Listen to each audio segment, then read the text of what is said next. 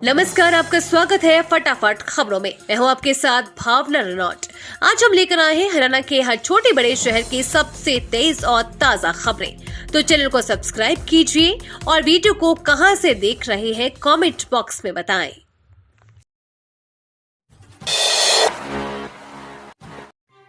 कांग्रेस को घेरने की तैयारी में भाजपा, सभी 90 सीटों पर निकालेगी विजय शंखनाद रैली। हरियाणा के सभी 90 विधानसभा क्षेत्रों में भाजपा महारा हरियाणा नॉन स्टॉप हरियाणा विजय शंखनाद रैलियां करेंगे। इसकी शुरुआत धर्म क्षेत्र कुरुक्षेत्र से 4 अगस्त को होगी। मुख्यमंत्री नायब सिंह सैनी पूरे प्रदेश में इन विजय शंखनाद रैलियों में भाजपा के प्रमुख चेहरे होंगे। कुरुक्षेत्र में भाजपा पूरी योजना के साथ महारा हरियाणा नॉन स्टॉप हरियाणा विजय शंखनाद रैलियों की शुरुआत करने जा रही है। इस रैली में केंद्रीय मंत्री मनोहर लाल, केंद्रीय राज्य मंत्री कृष्णपाल गुर्जर, भाजपा प्रभारी डॉक्टर सतीश पुनिया, सह प्रभारी सुरेंद्र नागर, विधानसभा चुनाव प्रभारी धर्मेंद्र प्रधान, सह प्रभारी विप्लव कुमार देव, प्रदेश अध्यक्ष मोहनलाल बडोली, मुख्यमंत्री नायब सिंह सैनी के सभी मंत्री तथा भाजपा विधायक भागीदारी करेंगे।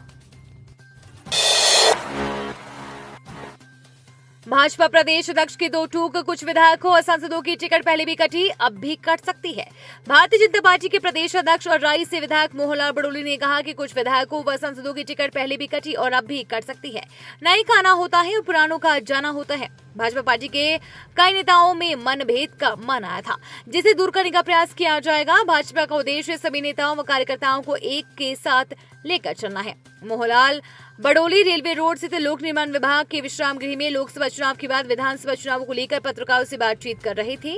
उन्होंने पंजाब के मुख्यमंत्री भगवंत मान के जल्द सोनीपत दौरे को लेकर कहा कि भाजपा जनता से अपील करेगी कि हरियाणा में दिल्ली व पंजाब जैसे हालात न बने।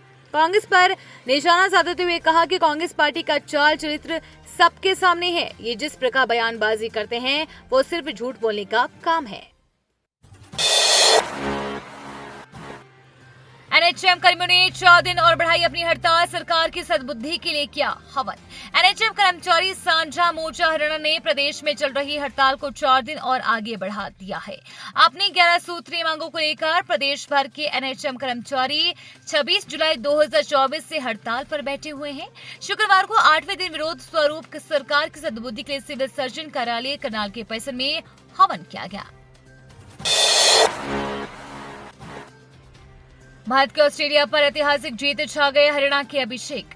हॉकी में भारत ने ऑस्ट्रेलिया पर ऐतिहासिक जीत हासिल कर ली है। भारत ने 3-2 से मुकाबला जीता है। 1972 के बाद भारत ने ऑस्ट्रेलिया को हराया है। एस्ट्रोटर्फ पर भारत ने पहली बार ऑस्ट्रेलिया के खिलाफ ओलंपिक में हॉकी में जीत हासिल की है। इस जीत में हरियाणा के सोनीपत के अभिषेक का भी अहम योगदान रहा। अभिषेक ने भारत की ओर से पहला गोल दागा, जिसके बाद भारत लगातार ऑस्ट्रेलिया से आगे ही रहा। भारत की ओर से 2 गोल कप्तान हरमनप्रीत ने भी किए। अभिषेक ने दूसरा गोल भी कर दिया था, लेकिन ऑस्ट्रेलिया ने रिव्यू लिया तो गोल होने से पहले भारत का फाउल हो चुका था, जिस कारण गोल को सही नहीं माना गया। बावजूद इसके भारत ने 52 साल बाद ऑस्ट्रेलिया पर जीत हासिल की है। हरियाणा के हिसार के संजय और सुमित भी भारतीय टीम का हिस्सा है। भारत ने पूल बी में दूसरा स्थान हासिल किया है। सीएम फ्लैंग ने श्रम विभाग के कार्यालय में दी दबिश, 2 कर्मी मिले गैर हाजिर। कुरुक्षेत्र में सीएम फ्लैंग की टीम ने लघु सचिवालय की दूसरी मंजिल पर बने श्रम विभाग के कार्यालय में दबिश दी। इस औचक निरीक्षण से कार्यालय के कर्मियों में हड़कंप मच गया। टीम ने सबसे पहले हाजिरी रजिस्टर जांचा, जिसमें 2 कर्मी अपनी ड्यूटी पर नहीं मिले। साथ ही विभाग के जिला अधिकारी भी मौके पर नहीं थी। उनके पास यमुनानगर जिले का भी कार्यभार है, इसलिए वे यमुनानगर में अपनी ड्यूटी पर है। सुबह करीब 10 बजे सीएम फ्लैंग टीम ने श्रम विभाग से जिला कार्यालय में दस्तक दी। टीम ने आते ही कार्यालय में हाजिरी रजिस्टर जांचा। वही टीम को कार्यालय से किसी तरह का रिकॉर्ड बरामद नहीं हुआ। साथ ही विभाग की 24 योजनाओं का रिकॉर्ड भी कार्यालय में मौजूद नहीं था। प्रदेश में रोजाना बंद हो रहे 200 उद्योग, आप प्रदेशाध्यक्ष सुशील गुप्ता ने नायब सरकार पर बोला हमला। हरियाणा में बंद होते उद्योगों पर आप प्रदेशाध्यक्ष सुशील गुप्ता ने बीजेपी सरकार पर जमकर हमला बोला है। उन्होंने कहा कि हरियाणा सरकार की कठिन जीएसटी प्रणाली, बिगड़ती कानून व्यवस्था और फिरौती की मांगों से प्रदेश में रोजगार बंद रहा है। साथ ही उन्होंने कहा कि प्रदेश सरकार सरकारी नौकरियां नहीं दे सकती तो प्राइवेट सेक्टर में ही युवाओं को रोजगार दे। उन्होंने कहा कि हरियाणा में लगातार उद्योग व्यापार बंद होते जा रहे हैं। राज्यसभा में भी केंद्रीय मंत्री ने जानकारी दी है कि वित्त वर्ष 2021-22 से लेकर 30 जून 2024 तक स्टेट वर्ष के दौरान 2,20,000 व्यवसाय बंद हो गए। यह हरियाणा सरकार का दिवालियापन समझने के लिए बहुत है। दीपेंद्र हुड्डा ने लोकसभा में उठाया खेलों में कम बजट देने का मुद्दा, कहा हरियाणा को महज 65 करोड़ रुपए। हरियाणा के रोहतक से कांग्रेस सांसद दीपेंद्र हुड्डा ने खेलो इंडिया के तहत 2200 करोड़ रुपए के कुल व्यय में हरियाणा को 3% से भी कम लाभ देने का मुद्दा लोकसभा में उठाया। उन्होंने कहा कि गुजरात और उत्तर प्रदेश को 400 करोड़ से ज्यादा की राशि दी गई, जबकि हरियाणा को सिर्फ 65 करोड़ रुपए आवंटित किए गए। दीपेंद्र हुड्डा ने लोकसभा सदन में कहा कि अंतर्राष्ट्रीय प्रतियोगिता में 50% से ज्यादा मेडल जीतने वाले हरियाणा को खेलो इंडिया में 3% से कम राशि देना घोर अन्याय है।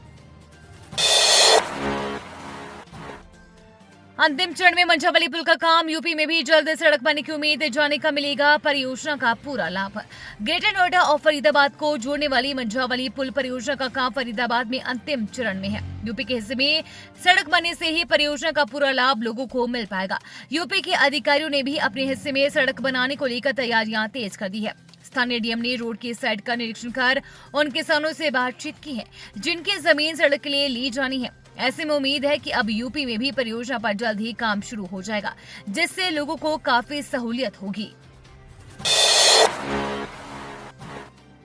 हरियाणा 10 बाद बनेगा कांग्रेस का संगठन, हुड्डा की पसंद के नेताओं को मिलेगी जगह, सैलजा सुरजेवाला का क्या होगा? हरियाणा में करीब 1 दशक बाद कांग्रेस के संगठन का गठन होने जा रहा है। पार्टी प्रभारी दीपक बाबरिया ने गुरुवार को यह ऐलान किया। इसी के साथ ही कांग्रेस के सभी गुट सक्रिय हो गए हैं। अपने अपने समर्थकों को ज्यादा से ज्यादा संख्या में संगठन में शामिल करवाने की कवायद तेज हो गई है। हरियाणा के कांग्रेस के अध्यक्ष चौधरी उदयभान ने प्रदेश पदाधिकारियों और जिला अध्यक्षों की लिस्ट फाइनल कर लंबे समय से प्रदेश प्रभारी के पास भेज रखी है। इस लिस्ट में पूर्व मुख्यमंत्री भूपेंद्र सिंह हुड्डा और सांसद दीपेंद्र सिंह हुड्डा की पसंद के नेताओं को जगह मिलने की पूरी संभावना है। विधानसभा चुनाव में एकजुटता का संदेश देने के लिहाज से कुमारी सैलजा, रणदीप सुरजेवाला, कैप्टन अजय यादव और वीरेंद्र सिंह की पसंद के कुछ नेताओं को भी संगठन में जगह मिल सकती है।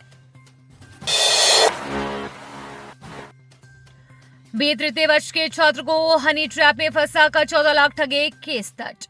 हरियाणा के रोहतक में शादीशुदा महिला ने एक बीए तृतीय वर्ष के छात्र को हनी ट्रैप में फंसाकर उससे 14 लाख रुपए हड़पने का मामला सामने आया है। पीड़ित छात्र की मां की ओर से थाना शिवाजी कॉलोनी में आरोपी महिला के खिलाफ रिपोर्ट दर्ज कराई है। उक्त महिला पर आरोप है कि अन्य कई लोगों के खिलाफ इसी तरह के मुकदमे दर्ज करा रखे हैं, जिनमें एक ही व्यक्ति पर दहेज, दूसरा दुष्कर्म आदि का दर्ज कराकर पैसे ऐंठने का काम करती है। शिवाजी थाना क्षेत्र के एक गांव निवासी महिला की ओर से पुलिस अधीक्षक को शिकायत दी है, जिसमें उन्होंने बताया है कि उनका बेटा बीए तृतीय वर्ष में पढ़ता है। उसके पास एक महिला ने नामी शादी मैरिज वेबसाइट का नाम लेकर शादी करने की इच्छा जताई। उक्त महिला वैसे तो एक गांव की रहने वाली है, लेकिन अभिवानी चुंगी के पास रोहतक में रहती है। कांवड़ियों के एक गुट ने दूसरे गुट पर किया हमला, गाड़ियां तोड़ी, इलाके में तनाव का माहौल। सेक्टर 14 थाना क्षेत्र के सेक्टर 12 प्रेम नगर स्थित मंदिर में जलाभिषेक के बाद कांवड़ियों के एक गुट ने दूसरे गुट पर हमला कर दिया। ये हमला लाठी डंडों, रॉड और तलवारों से किया गया। हमले में दूसरे गुट के आधा दर्जन लोग घायल हो गए। तोड़फोड़ और पथराव में आधा दर्जन गाड़ियां भी क्षतिग्रस्त हो गई। टकराव की सूचना के बाद भारी संख्या में यहां पर पुलिस बल को तैनात कर दिया गया। फिलहाल स्थिति शांतिपूर्ण है। ये थी आज की फटाफट खबरें। हम मिलेंगे अगले बुलेटिन में, तब तक के लिए धन्यवाद और जय हिंद।